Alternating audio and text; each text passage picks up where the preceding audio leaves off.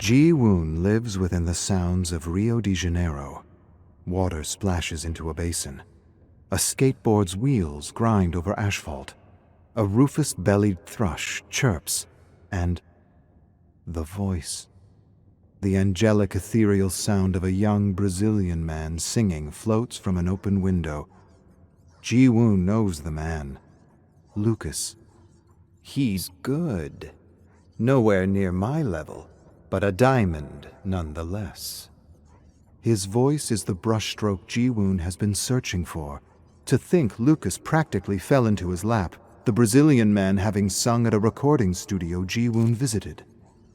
With Lucas's voice, Ji-woon can create art. Genuine, agonizing art. Silky, blood-curdling terror. Ji-woon has already prepared a warehouse at an abandoned harbor for tomorrow's act. Even the most mundane detail required his attention. In the past week, he's transitioned between concert rehearsals to disguising his celebrity visage, staking out his victim, assuming alternate identities, purchasing supplies, and stealing recording equipment. All while paying off his security detail to leave him be. The mundane details are what elevate the splendor of his artwork. Lucas will be dead in a day, and it will be beautiful. Ji-woon freezes as he reaches his hotel room. The door opened a crack. He faintly hears someone rummaging inside. So be it. He knew a crazed fan would take things too far someday. How could they resist him? But he's ready. He'll defend himself, test the invader for operatic sounds like an impromptu aria as he surprises them with a blade in their gut. He pats the knife concealed above his ankle. Ready. Pushes the door open, steps softly on plush carpet, hears the invader around the corner, sees Yeonjin, his manager. Fury meets fury. How dare you step foot in here? Where the hell have you been? She's paranoid about death threats they've been getting from a fan. When security couldn't locate Ji-woon, she came snooping. It's laughable. The threats were nothing but a ploy, a boogeyman he created to throw Yun off his trail if she ever got too close. But he should have expected this. Yun's on top of everything. It's what he respects in her, what makes them a great team. He brings the $1 million voice, and she smashes through any problem in their way. Usually it works in his favor. In her hand she holds, no, damn it, his sampler. It contains his personal project, the screams of his murder victims layered into songs. It's an early draft, lacking subtlety, the violence and horror a bit too blatant for the faint of heart.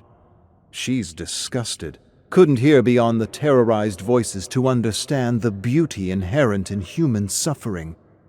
The hairs on Ji-woon's neck stand on end. He sees the moment with clear eyes. They're dancing on a razor's edge, with Yun dangerously close to discovering who he truly is. Yun holds the sampler as if it's dripping blood. The only solace in Ji-woon's mind is that she doesn't understand what it really is. He knows her. If she thought the sounds were actual murders, she'd have tried to knee him in the crotch and run. But the anger still rattles through her as she moves up to his face. What is this twisted horror bullshit? What if this leaked? You're already attracting crazed, violent fans. How would it look if the media heard the demented sounds you're working on? Mighty One would drop you. Your career would be dead. Ji-woon knows what she really fears.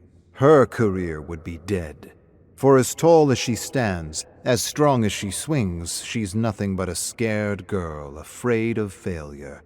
He knows how to play her. Drops his head, breathes deeply, wipes the back of his hand over his eyes. Yun, ever since the death of No Spin, the fire, I'm riddled with horrid thoughts. I lost my friends and I fear I'm losing my mind. I see awful things behind closed eyes. All that guides me through the dark fog is turning my pain into sound, pouring the throes of death from my heart to a song. Yun's face softens. She sits, commiserates with him. Inside, he's reliving the divine screams of his bandmates as they burned, his swelling heart as they screamed his name, but on his face, he shows nothing but contortions of tragedy. She excuses his error in judgment, confiscates the sampler, requests he stay on hotel grounds until the concert is over. It's for his own good, his safety. She tells him to get a drink from the minibar and cool down. He quietly nods and complies, reminding himself to steal back the sampler in a few days. He lets her pretend she has what he's holding: control. Despite the stifling humidity, Ji-woon hides under a hoodie, large sunglasses concealing his face. Now's not the time to attract attention from rabid fans. He waits till Yun is in a meeting and strolls out of the hotel, a bag of necessities in hand. It's his show now. He pulls earbuds from his pocket, allows the music to envelop him. The song How I Became, recorded 6 months ago in Seoul. It stands as a metaphor for his childhood, written one drunken night while looking over old photographs. He is 7 years old. He sits at the back of the class. He's uncomfortable being seen and speaking. But today is different. In a few minutes, he's presenting on his favorite thing. A young boy shows the class his hamster, but Ji-woon doesn't care. He holds his flute, going over the notes to the song he wrote. He shuffles to the front of the class, places his sweaty fingers on the instrument. Following a deep, unsteady breath, he gently blows out a wisp of air, creating a light, whimsical sound. He closes his eyes, moves his fingers precisely, playfully dancing over each note. He ignores the squeaks of the hamster. The flute's sound carries like chimes in the wind. With one final soul-piercing note, he smiles and opens his eyes. His classmates are huddled around the rodent, laughing with its every move, his teacher too. He walks to the group. Students pass the hamster around as it squeaks incessantly. It finds itself directed into Ji-woon's palm. He takes it in both hands. With one steady movement, he squeezes. A squeal, a slight crunch. No more sound. The children scream. Ji-woon feels nothing. Storm clouds overtake the sky as the first drops of rain spatter onto Ji-woon's sunglasses. He breathes deeply, prepares for what he's played over in his mind. The anticipation nearly brings him to his knees, the joy of the artistic process. He strides to the rear door of a cheap 1980s sedan, glances both ways, and appraises the few locals walking the street. Certain no one's watching, he jams a straightened coat hanger around the top of the window, pushing it through the other side. His thin fingers work quickly. Prior experience in breaking an entry pays off. He hooks the wire around the door lock and flicks it up. Without missing a beat, he slides inside, closes the door, and flattens himself along the back seat. He takes off his hoodie and sunglasses. From his bag, he pulls out rope, a blade, a dusty rag, and a bottle of chloroform. He waits, takes out his earbuds, listens to a song that's not his own, one he heard long ago. He is 8 years old. He sits on his father's shoulders, looking over a sea of human bodies. An elaborate stage is ahead, illuminated by colored spotlights. A man in gaudy, audacious clothing stands in front of a microphone. On each side is a guitarist. Behind him, a drummer. A crash of sound, beautiful rhythmic music. A voice that twists delicately through the melody. His father shouts something, but he can't hear. Shouts again. "This is what you'll do. This is where your talent will take you." He feels a tingle through his spine and sees something incredible. Everyone enraptured, focused intently on the sound of a single man. The emotion of thousands is guided by his voice. He is seen by all. He is loved. And he is wondrous. Ji-woon never played his flute again. He reveled in sounds that reached global audiences, attracted screaming fans, turned men and women into idols. His childhood fear vanished as he learned to divulge himself through the intricacy and pliability of pop, his inner thoughts riding atop sound waves, fusing together with other genres: rock, hip-hop, jazz, punk. It was the music that could deliver him the explosive fame he deserved, a promise that he would never be upstaged. He was no longer confined to his timid shell. He revealed himself through his mastery of music, poured his heart into sound. He became envied, lusted over, and respected for the hits that spilled from his lungs. He takes the earbuds in his hands and smiles. How miraculous that a boy became a god. Rain hammers down on the car's roof. Ji-woon checks the time. On any other day, Lucas would be in his car already. He knows this. He's done his homework. But Lucas is late, and Ji-woon wonders if the storm has altered plans. He feels control slipping away, replaced by something else. It pushes against his chest, forces him to gasp for air heavy and sticky in his lungs.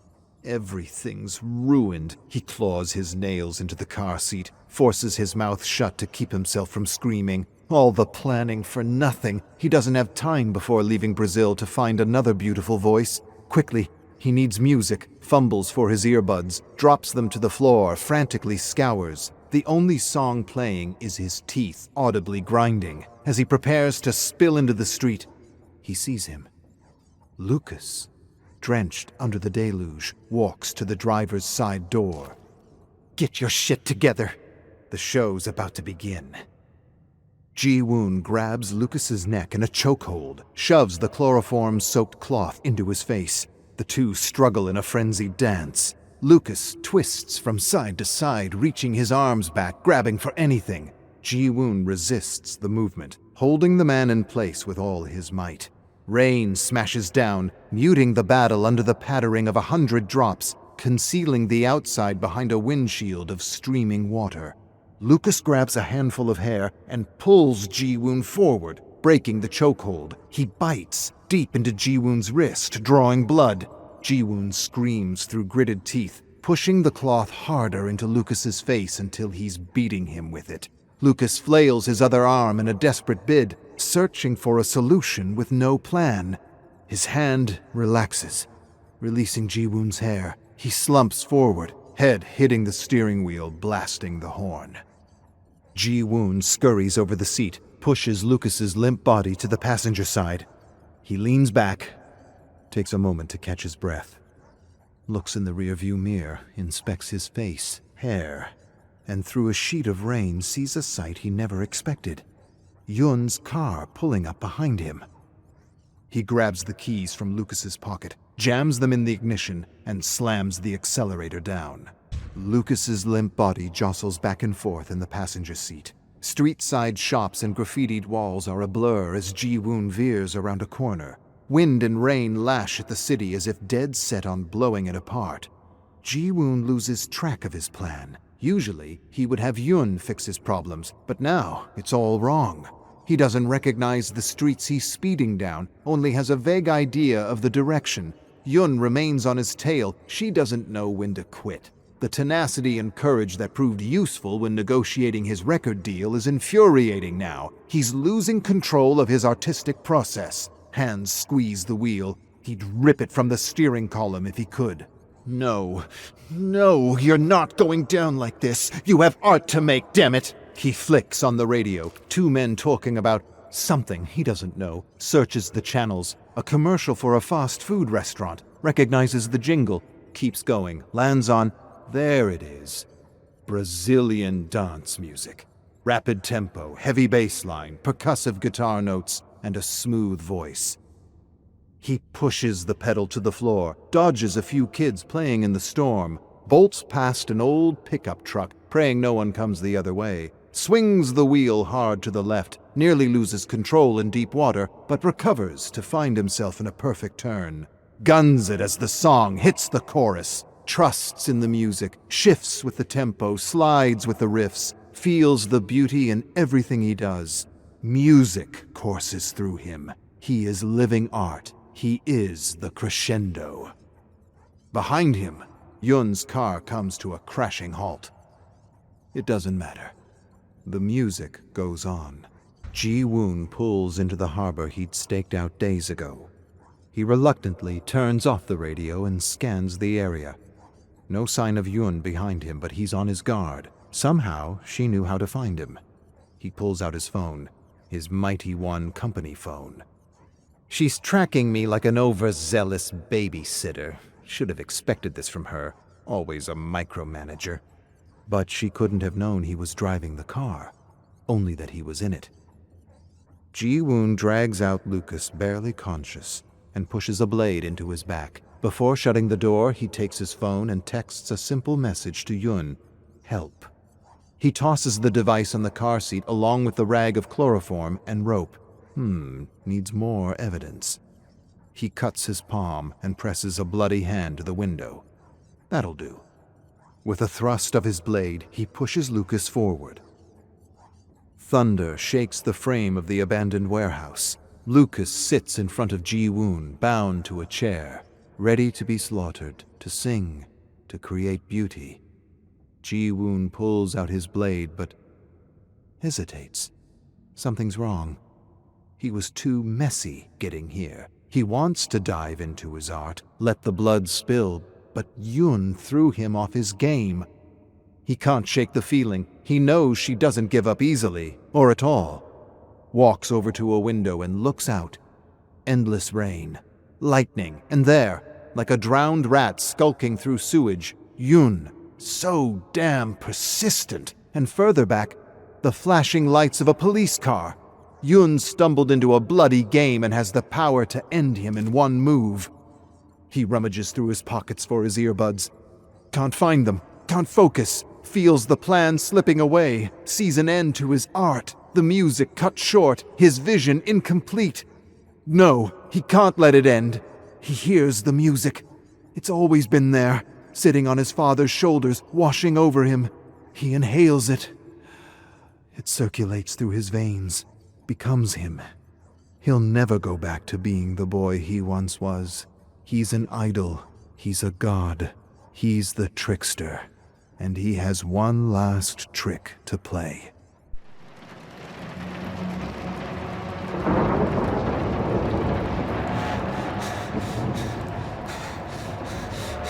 Yes!